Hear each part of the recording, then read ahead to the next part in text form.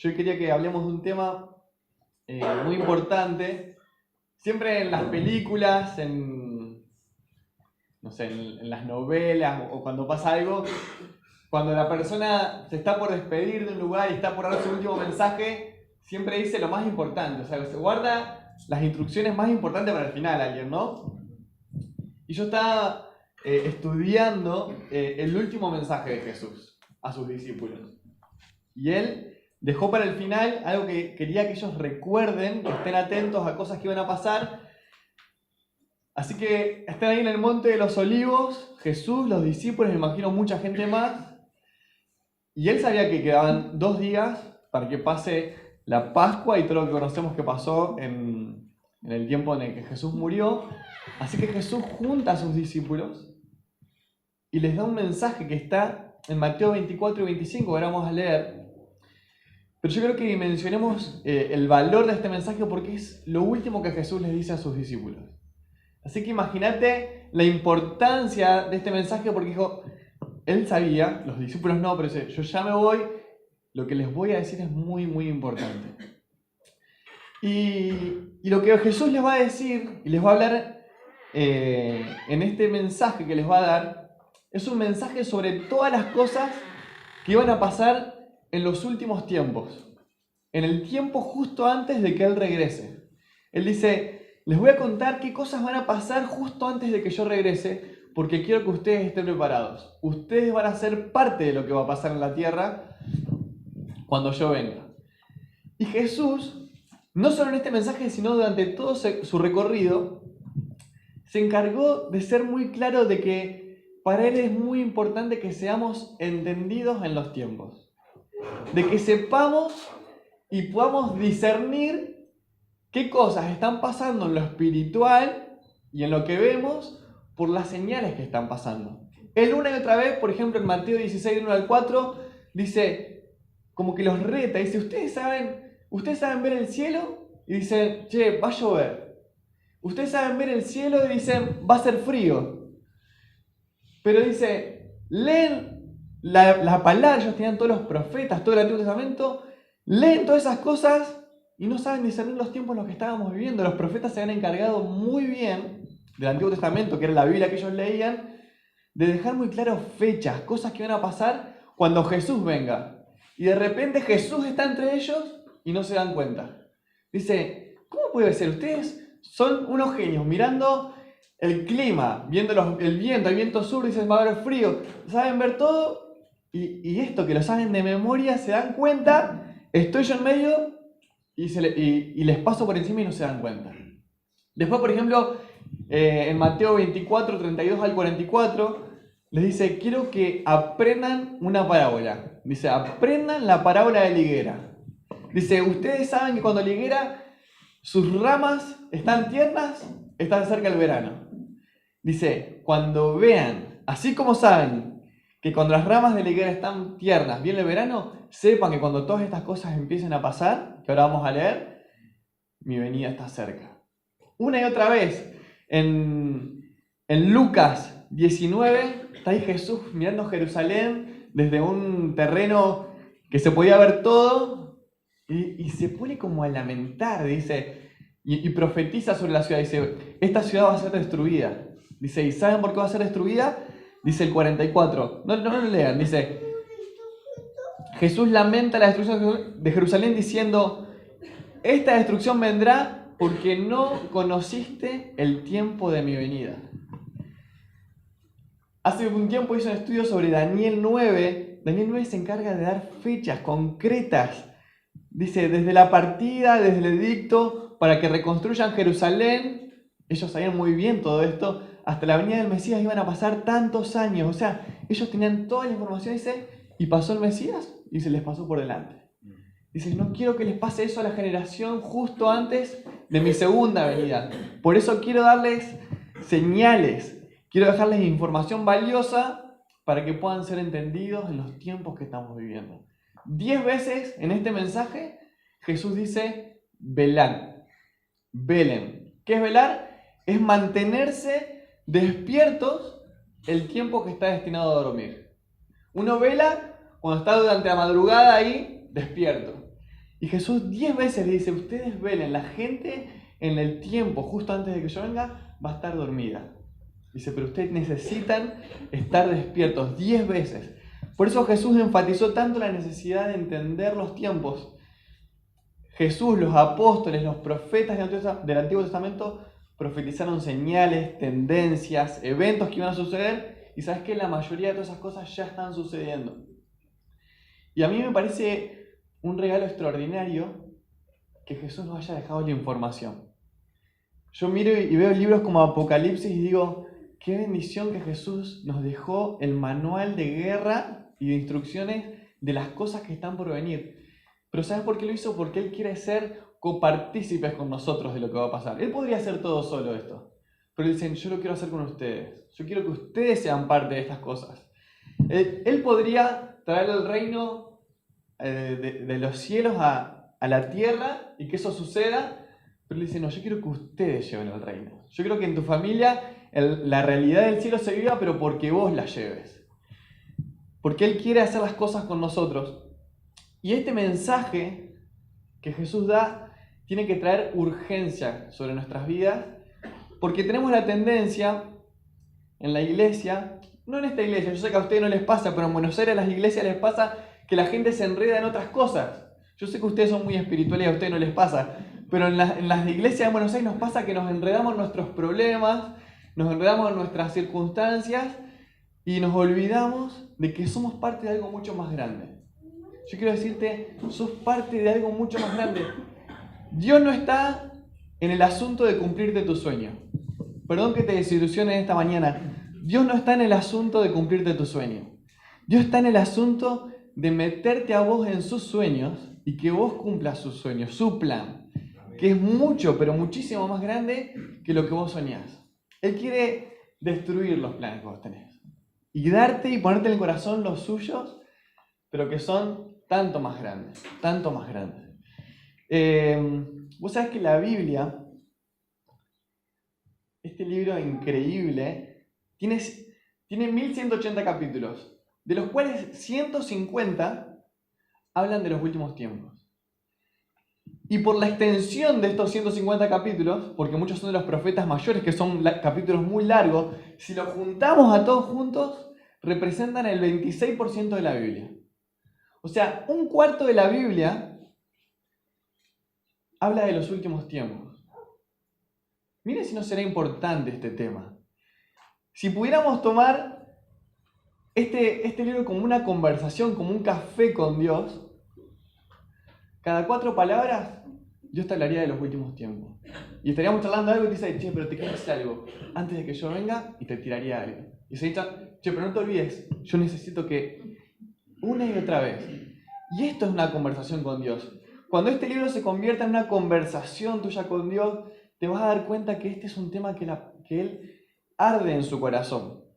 150 capítulos. Si alguno después quiere, yo puedo pasarle el material de cada uno de esos 150 capítulos para estudiarlos, para estar clamando por estas cosas.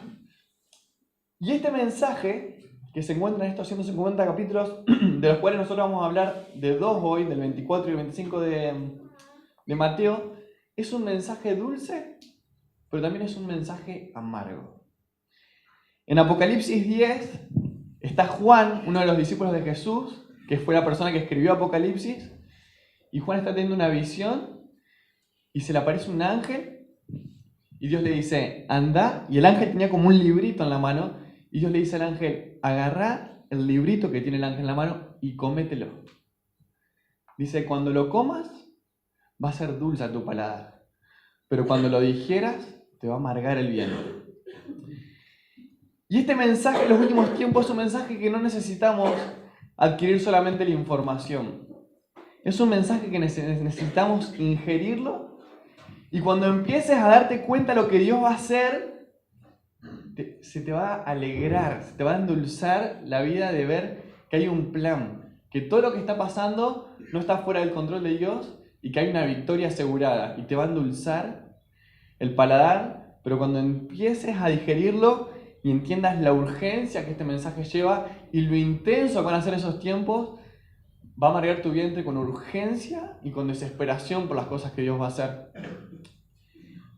Y es un mensaje dulce y amargo porque van a haber tensiones, va a haber dinámicas que van a empezar a pasar, y ya las estamos viendo, en el que la iglesia va a experimentar el avivamiento más grande de todos los tiempos, pero al mismo tiempo la oscuridad va a crecer como nunca antes afuera.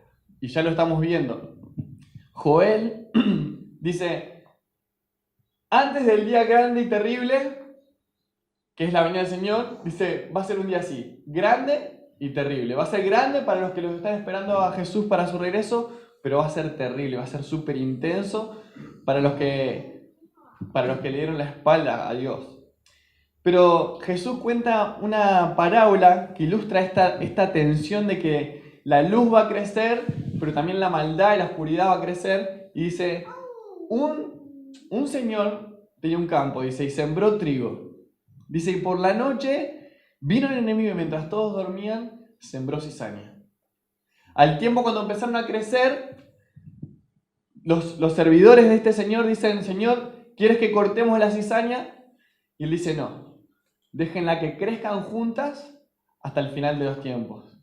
Y termina diciendo, dejad crecer juntamente lo uno y lo otro, hasta la siega, hasta la cosecha. Y al tiempo de la cosecha yo diré a los segadores, recoged primero la cizaña y atadla en manojos para quemarla, pero recoged el trigo en mi granero. Este es un mensaje dulce y amargo. Y va a ser un tiempo en el que los grises van a desaparecer.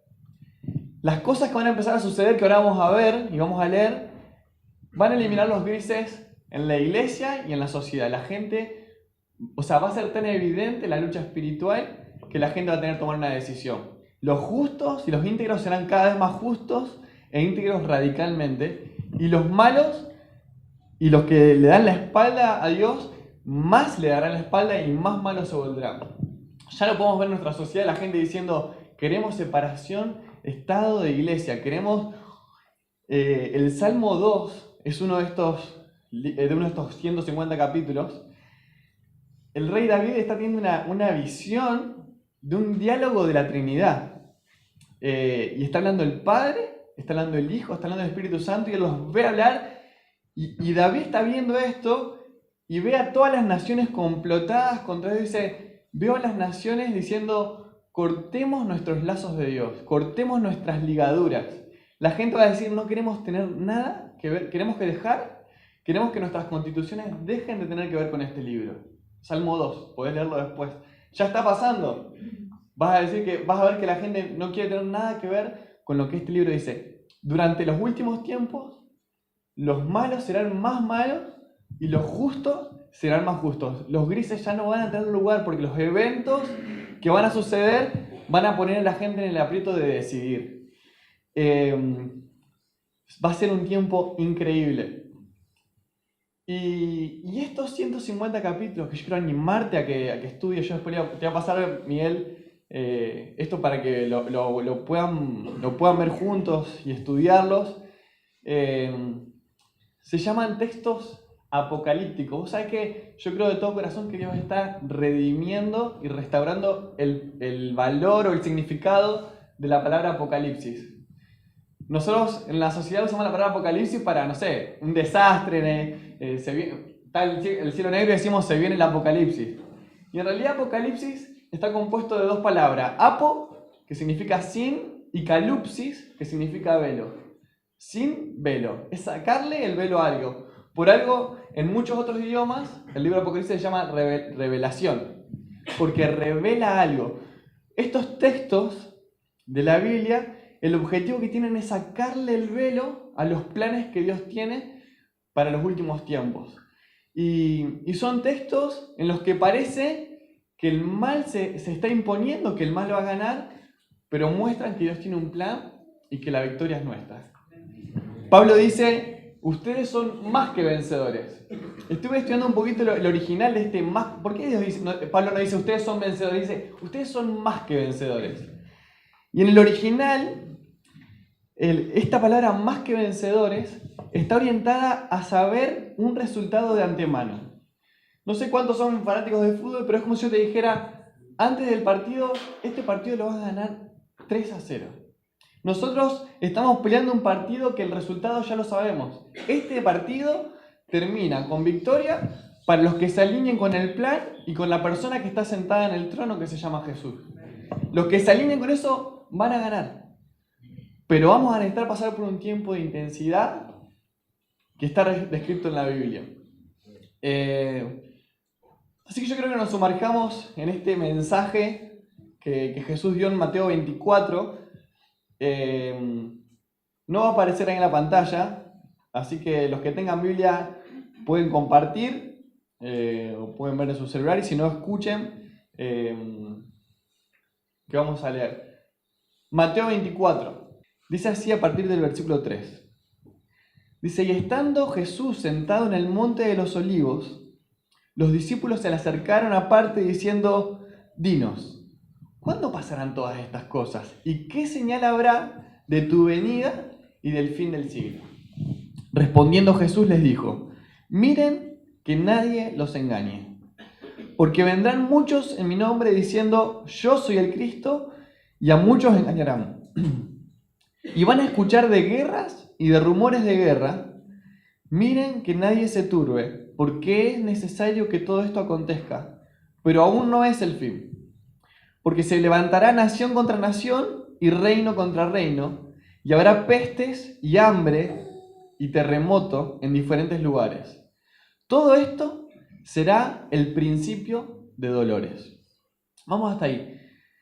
Ustedes saben que este mensaje es un mensaje que busca preparar a la iglesia. ¿Qué significa preparar? Preparar.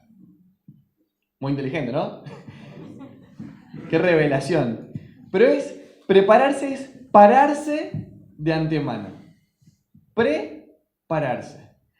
Esto es un mensaje que está buscando que la iglesia se pare antes de que esto llegue.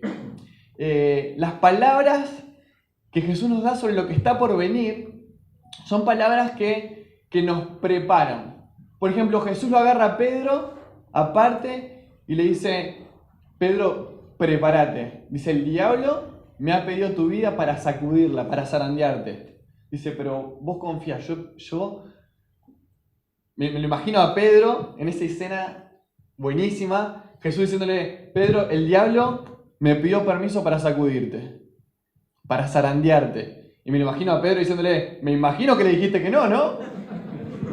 Y dice: no, le dije que sí. Dice: pero yo voy a orar para que tu fe no falte. En el trono hay un hombre judío sentado en una reunión de oración en el cielo por tu vida. Hay un hombre ahí sentado en el cielo, a la diestra del Padre, que está en una reunión de oración orando para que tu fe no falte. Él no está diciendo: no va a haber problemas. Él está diciendo: el Dios me pidió tu vida para sacudirla, el diablo me pidió tu vida para sacudirla, pero yo voy a estar orando para que tu fe no falte. Esas son palabras que nos preparan. Entonces, cuando llega el momento de la sacudida, uno se acuerda de las palabras: Dios me dijo que yo iba a ser sacudido, pero Él iba a orar por mí, y ya me dijo el final: cuando vos regreses, afirma a tus hermanos. Ya le estaba diciendo cómo iba a terminar. Vos vas a ser zarandeado, pero yo voy a orar para que tu fe no falte. Y te digo algo: cuando regreses victorioso de esa zarandeada, andá y afirmá a tu pueblo. Son palabras que nos preparan, que nos paran de antemano. En agosto del año pasado yo creo que les conté esto la última vez que vine. El Señor, estábamos en la iglesia y me da un versículo del Salmos 37, 19 que dice: en tiempos difíciles serás prosperado, en tiempos de hambre tendrás abundancia. Y el Señor me dice: Maxi, viene un tiempo sobre la Argentina de crisis, pero vos parate de antemano, porque en tiempos difíciles serás prosperado y en tiempos de hambre tendrás abundancia. Yo quiero declarar esta palabra sobre ustedes. Va a venir tiempos de crisis, pero ustedes párense de antemano sobre las promesas que tenemos en el Señor. Y eso es lo que Jesús está tratando de hacer con su iglesia. Yo quiero que ustedes se preparen. Miren las cosas que van a pasar. Va a haber rumores de guerra, va a haber hambre, va a haber crisis, va a haber rumores de guerra, pestes. Dice: pero ustedes prepárense. Ahora vamos a ir leyendo cómo termina esta historia. Nuestra salvación, quiero decirles que a partir del 27 de octubre no está ni en Macri, ni en Alberto, Nuestra salvación está en el hombre que está sentado en ese trono. Por eso necesitamos prepararnos. Ahora, tal vez vos decís, Maxi, pero todas estas cosas ya vienen pasando hace un montón de tiempo y no pasa nada. Terremotos, eso está pasando hace un montón de años. Crisis, hambres, pestes. Y cada generación que pasa cree que es la generación en la que Jesús va a volver. Y la verdad es que no pasa nada. Y Pedro habló sobre este tema. No lo busquen. 2 Pedro 3 dice así: ante todo deben saber que en los últimos días vendrá gente burlona que siguiendo sus malos deseos se mofará diciendo: ¿qué hubo de esa promesa de su venida? Nuestros padres murieron y nada ha cambiado desde el principio de la creación. Pero Pedro les dice: el Señor no tarda en cumplir su promesa, según algunos lo entienden por tardanza. Y yo estuve meditando en esto de que es verdad que estas cosas vienen sucediendo hace mucho tiempo, pero en el versículo 8 de Mateo 24, Jesús dice algo que parece inadvertido, pero que es una clave. Jesús dice así. Dice, él enumera todas esas cosas que van a pasar y dice, versículo 8, y todo esto será principio de dolores. Y el original de esta palabra está hablando de los dolores de parto de una mujer. Todo esto va a ser el principio de los dolores. Me puse a investigar un poquito sobre el embarazo de las mujeres y la mujer llegando a los últimos meses empieza a tener contracciones. Pero cuando esas contracciones vienen no quiere decir que el bebé está por nacer. Ahora, el médico les va a decir, cuando ustedes empiezan a tener contracciones, cada 4 o 5 minutos que duren al menos 30 segundos, sabe que el bebé está por nacer. Y hay 2 palabras que tenemos que aprender que son intensidad y frecuencia. Dios está diciendo, cuando todas estas señales empiecen a pasar con intensidad y con frecuencia, sepan que la venida del hombre está cerca. Cuando estas contracciones empiecen a suceder con mayor frecuencia y con mayor intensidad, como estamos viendo que está pasando, dice, ustedes sepan que el bebé está por nacer. Quiere decir que va a haber un gran dolor, pero la alegría de dar a luz un bebé es indescriptible. En Juan 16, Jesús habla de esta figura y dice así, no lo lee, versículo 21 de Juan 16, dice, la mujer cuando da luz tiene dolor, porque ha llegado su hora. Pero después que ha dado a luz a un niño, ya no se acuerda de su angustia, por el gozo de que haya nacido un hombre en el mundo. También ustedes ahora tenéis tristeza, pero os volveré a ver y se gozará vuestro corazón y nadie les quitará su alegría. Una madre cuando está ahí en el trabajo de parto, no está concentrada en sus contracciones ni en el dolor, aunque sí lo está sintiendo y está sufriendo, sino que su corazón está puesto en lo que está por salir de ahí. Y la iglesia de los últimos tiempos va a pasar por un tiempo de muchísima intensidad. Te mentiría si te diría que los tiempos que vienen van a ser tiempos fáciles. Los tiempos se van a poner cada vez más difíciles, por eso el justo será cada vez más justo y se aferrará y se pondrá súper radical. Y el malo, dice la Biblia, Mateo 24:12, ahora lo vamos a leer, dice, las cosas que van a pasar van a hacer que el corazón de muchos se enfríe. Dice, las cosas que van a empezar a pasar van a enfriar el corazón de la iglesia. Y muchos se van a alejar de su fe, dice. Unos a otros odiarán y unos a otros ofenderán. Las cosas que van a empezar a pasar, van a probar el corazón de la iglesia. Y dice que muchos se van a alejar de su fe. Vamos a leerlo. Versículo 12. Dice, y por haberse multiplicado la maldad, el amor de muchos, ¿cómo dice? Se enfriará. Versículo 13. Mas el que persevera hasta el fin será salvo. Dice, y será predicado este evangelio del reino en todo el mundo para testimonio de todas las naciones, y entonces vendrá el fin. Esto me gusta porque Jesús dice, hay un comienzo de dolores, hay un principio, y si hay un principio de dolores, quiere decir que ese dolor va a ir en aumento, en intensidad y en frecuencia, Pero hay un bebé del otro lado. Y ese bebé es que Jesús va a volver a la tierra físicamente y va a establecer su reino sobre todas las naciones y nosotros reinaremos con él. Ese es el bebé que está por nacer. Dice, ustedes tienen que estar fuertes y vivir el tiempo que se viene, pero tengan sus ojos no puestos en el dolor que van a vivir, sino en que Jesús vuelve y reinaremos con él para siempre. Y dice, y la tierra será llena del conocimiento de la gloria de Dios como las aguas cubren la mar. Toda la gente va a conocer de Dios. Cuando el ángel Gabriel se presenta a María, le profetiza esto, dice, la persona que tenés en tu vientre, dice, se va a sentar sobre el trono de David, en Jerusalén, físicamente. Dice, y lo dilatado de su imperio no tendrá fin. Ese es el bebé que está por nacer. Eso es lo que hay del otro lado de las contracciones y de este tiempo tan difícil. Por eso hay un periodo de transición por el que tenemos que pasar para que lleguemos a eso. Te mentiría si te diría que vienen tiempos fáciles para la iglesia. Vienen tiempos para que la iglesia se purifique y se pare de antemano. Vos sabés que los tiempos en los que la iglesia es perseguida y pasa por tiempos de presión son los tiempos en los que la iglesia más crece. Si uno se pone a leer un poquito en las iglesias subterráneas de Corea, de Asia, personas que se juntan a escondidas a adorar el nombre del Señor, no tienen la libertad que tenemos nosotros, se reproducen y se reproducen y se reproducen. Y es la iglesia de Corea es la iglesia más grande del mundo. Las iglesias son iglesias de 12.000 miembros, de 30.000 miembros, porque también es una figura profética de lo que pasaba con el pueblo de Israel cuando estaba esclava de Egipto. Dice, cuanto más los egipcios sometían al pueblo, más se reproducía. Y todo lo que pasa en la Biblia no son historias para que le contemos a los chicos solamente en la escuela dominical, sino que son sombras proféticas de lo que va a pasar. Esas historias están como modelos, como figuras, para que nosotros entendamos cómo Dios se mueve y cómo se va a mover. Dice, cuanto más la iglesia sea presionada y perseguida, va a haber un avivamiento como nunca antes en la tierra. Y Jeremías 36, está el profeta Jeremías teniendo una visión de esto que está pasando.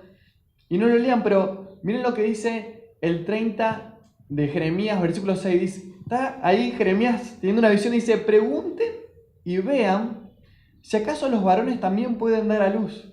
Dice, porque veo a todos los hombres con las manos sobre sus caderas como mujeres con dolores de parto. ¿Por qué están sus rostros palidecidos? Dice, ay, será un día terrible, un día que no tiene comparación. Está Jeremías ahí, me imagino en un tiempo de devocional, hablando y como que Dios le trae una visión y como que ve a hombres, varones, como con sus manos, como dando a luz. Dice, ¿sí? Como que pregunta, ¿es posible que un varón dé a luz? Dice, porque los veo como con dolores de parto. Y me encanta que Jesús y Dios en la palabra nos haya dejado esta imagen. Dice, va a ser un tiempo como de dar a luz.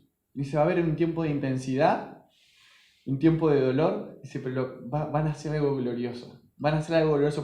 Por eso yo quiero que se preparen. Hay buenas noticias. Este es un mensaje de buenas noticias. Es un mensaje de buenas noticias. Dice, por haberse multiplicado la maldad, muchos van a enfriar, pero sepan que los que perseveren van a ser salvos.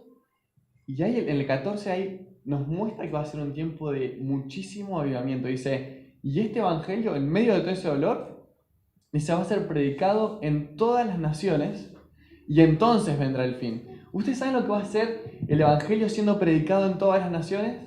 Ramírez no va a ser la excepción. Todo Ramírez conociendo y escuchando la verdad del evangelio, eso es avivamiento. Y el avivamiento es familia. El avivamiento que viene no es un avivamiento de señales y de cosas escandalosas, sino son familias uniéndose a este plan y a la persona que lo ideó. Son personas tomando en serio, dejando de jugar a esto, dejando de jugar a la iglesia y de verdad empezando a manifestar el reino. Joel dice, antes del día grande y terrible, dice, mi espíritu, dice Dios, antes del día grande y terrible descenderá mi espíritu sobre toda carne. ¿Ustedes saben lo que es el Espíritu de Dios descendiendo sobre toda carne? Todas las personas siendo llenas del Espíritu Santo. Va a ser un tiempo increíble, increíble sobre la tierra, pero hay que prepararse. Porque va a ser un tiempo difícil. Ageo 2, del 6 al 8 dice así. Así dice el Señor Todopoderoso. Dentro de muy poco haré que se estremezcan los cielos y la tierra, el mar y la tierra firme. Haré temblar a todas las naciones. Tiempo de intensidad, de contracciones. Y miren ahora cómo nace el Hijo. Versículo 8. Y vendrá el deseado de todas las naciones, y llenaré de gloria esta casa, ha dicho Jehová de los ejércitos.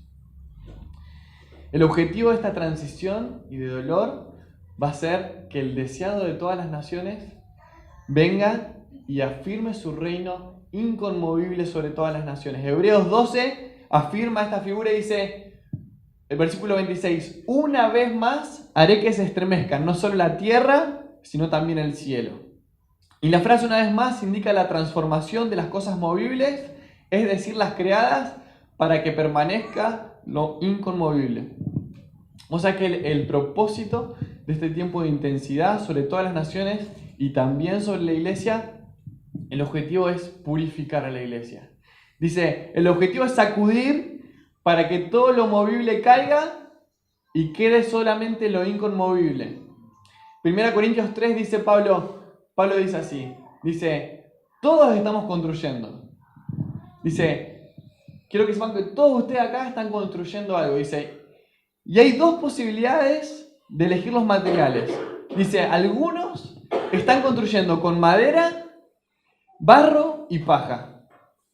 Y otros están construyendo con oro, plata y piedras preciosas. Dice, cuando llegue este tiempo de intensidad, de sacudida y de pasar por el fuego, dice, los que hayan construido con madera, con heno y con paja, se va a quemar. Cuando la sacudida venga, se va a caer. Pero los que hayan construido con oro, con plata y con piedras preciosas, los materiales del reino, eso permanecerá, va a ser purificado. Y como te decía recién, las historias de la Biblia no son historias para que contemos solamente en la escuela dominical, son sombras de lo que está por pasar. Daniel y sus amigos en Babilonia, el rey del momento dice, va a erigir una estatua, dice, y el que no me adore va a pasar por el horno del fuego. Y esto es una sombra profética de lo que va a pasar. Dice que alguien se va a levantar en los últimos tiempos, que va a ser el anticristo, y va a erigir una imagen y va a obligar a los habitantes de la tierra que adoren, y el que no va a pasar una tribulación tremenda. Pero Jesús dice, hey, yo ya les dejé una imagen. Dice, ustedes permanezcan. Dice, porque yo aún en el horno de fuego, en el medio de la tribulación, yo voy a estar ahí para protegerlos. Lo que pasaba con el pueblo hebreo en Egipto, en Gosén, las plagas venían sobre los egipcios y ¿qué pasaba con el pueblo hebreo? Nadie los tocaba. La iglesia va a estar protegida. Por eso necesitamos prepararnos. Porque el que no se prepare, dice que eso lo va a sorprender como un ladrón en la noche. Ahora vamos a leer de eso. Vamos al versículo 21 de Mateo 24 y Jesús sigue hablando y dice, yo quiero que se preparen, miren lo que va a pasar. 21, dice, porque habrá entonces gran tribulación, cual no la ha habido desde el principio del mundo hasta ahora, ni la habrá. Y si aquellos días no fuesen acortados, nadie sería salvo. Mas por causa de los escogidos, de nosotros la iglesia, aquellos días serán acortados. Así como el pueblo hebreo era protegido, dice Dios, por causa de ustedes, que van a estar en ese momento. No es que van a haber desaparecido y ya no, yo los necesito en la tierra en ese momento. Si Mateo 24, 14 es real, dice que todas las naciones van a estar escuchando el evangelio, ¿quién les va a predicar? Dice que los ángeles no pueden predicar. Nosotros somos los que vamos a estar ahí en medio de esa intensidad, siendo luz Dice, y por causa de ustedes yo los voy a proteger y esos días van a ser acortados. Mateo 24, 37 al 39, sé que leyeron de esto hace un par de domingos. Dice así, mas como en los días de Noé, así va a ser esos días. Así va a ser la venida del Hijo del Hombre.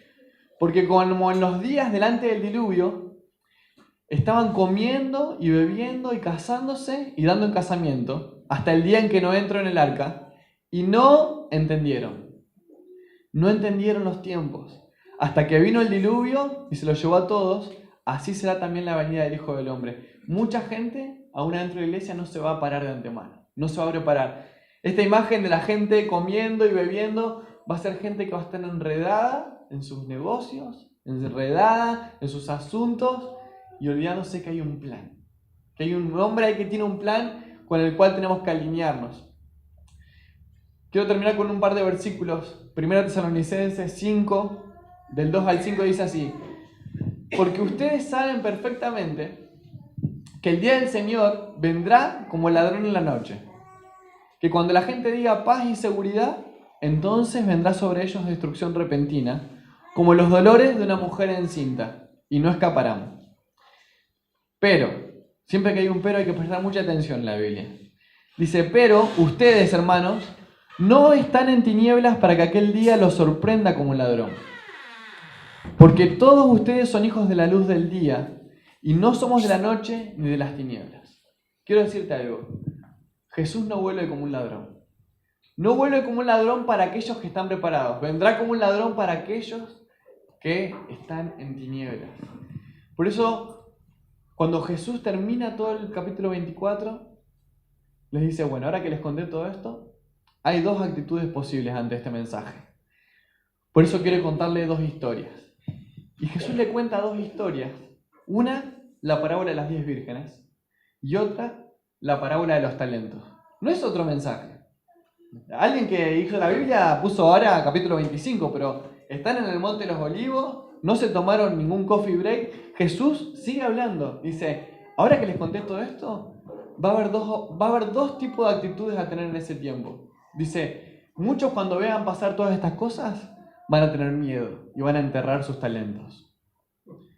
Muchos cuando vean pasar todas estas cosas se van a atemorizar y van a enterrar sus capacidades. Dice, pero otros se van a alinear con este plan y van a multiplicar lo que el Señor les dio. Y al que le dio 2 va a decir, Señor, acá tenés 4. Y al que le di 5, Señor, acá tenés 10. Pero muchos se van a llenar de miedo y se van a enterrar su talento y el Señor les va a decir, siervo malo y perezoso. Dice, si sabías que yo soy una persona que siembro, cosecho donde no siembro y que recojo donde no esparcí, ¿cómo no pusiste a trabajar lo que yo te di? Y también después les cuenta